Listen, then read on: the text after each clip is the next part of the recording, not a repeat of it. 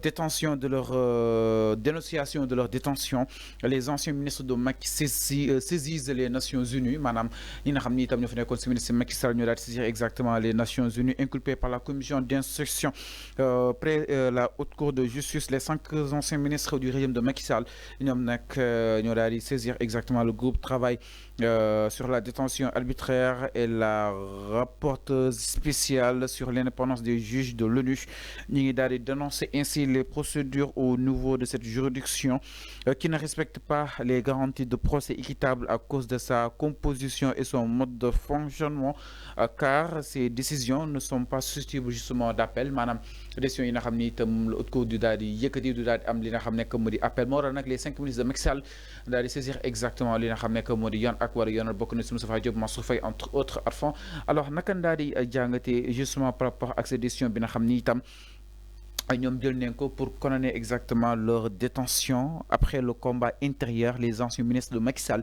inculpés pour commission d'instruction près de la haute cour de justice ont décidé d'internationaliser exactement leur combat naka na ko daal di jàngatee. D'abord leur inculpation c'est de la honte c'est la honte qui devait s'installer normalement des anciens ministres ñu jàpp leen ci ay détournements ci dans l'exercice de vos fonctions. Ça devait être une honte, la catastrophe. C'est une honte totale.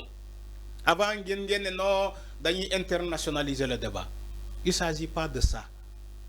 On n'internationalise pas ce débat-là. Ça devait être une honte.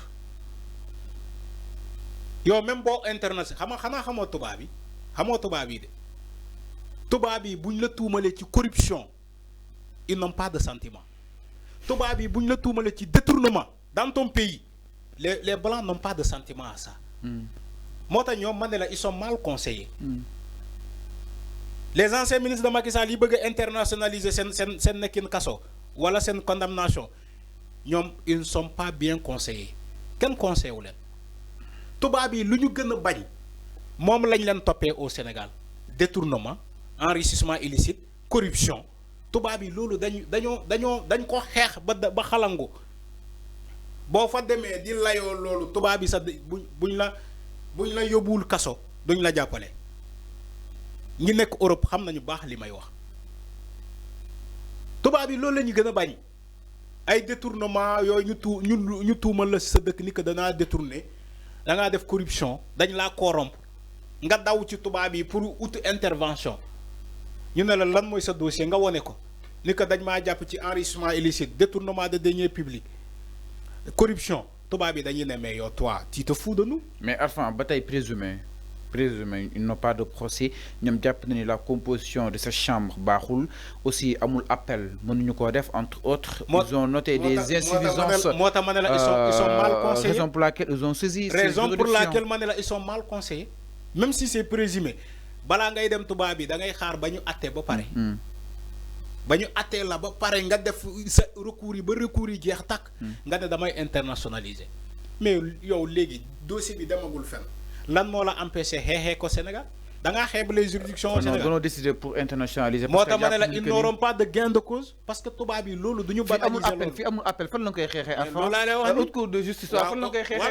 ils n'ont pas le choix. raison de plus mais ils n'ont pas le choix. raison de plus moo tax ma ne la c'est un combat perdu d'avance.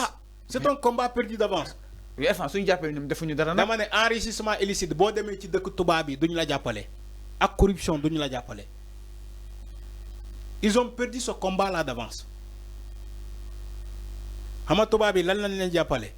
mooy dañoo def acharnement contre toi dañ laa torturer dañ lay fekk ci say droit ñu xañ say droit tubaab yi loolu mën nañu laa jàppale mais ñu tuumal la ci ay corruption ñu tuumal la ci enrichissement illicite ñu tuumal la ci ay détournement nga ne da ngay dem ci tubaab yi acca nañu dem ñu xool li may wax nii lu leer nañ la ni midi ils n'ont pas de bons conseillers ces ministres là ils n'ont pas de bons conseillers am xaalis ak am conseiller bu baadu benn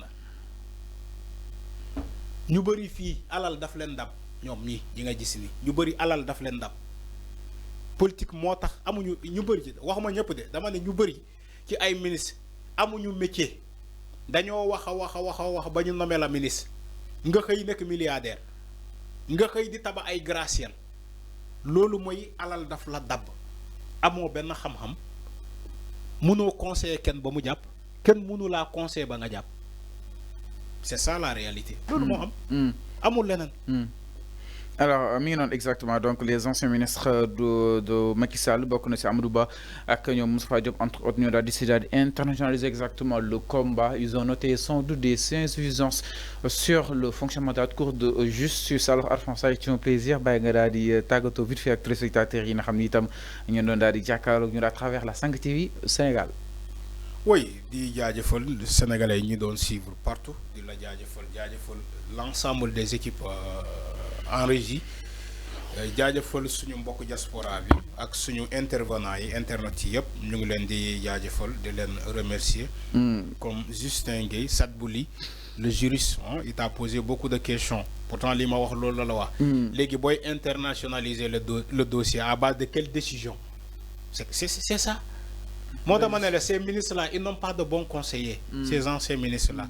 Alors, bref, Di Yadjefol Sadbouli, merci. Marie-Claire Sambou, merci beaucoup. Ousmane Diémé, merci beaucoup. Mom, il a demandé, Ousmane Diémé, s'il vous plaît, on vous suit. Donc, on veut vraiment savoir la raison. Si quelqu'un dit la vérité, il faut dire oui, c'est vrai ou faux. Xamna Fallu moy répondre question bobu. Nit bu waxee dëgg ndax da ngay ne oui c'est vrai wala da ngay ne c'est faux yow tu n'as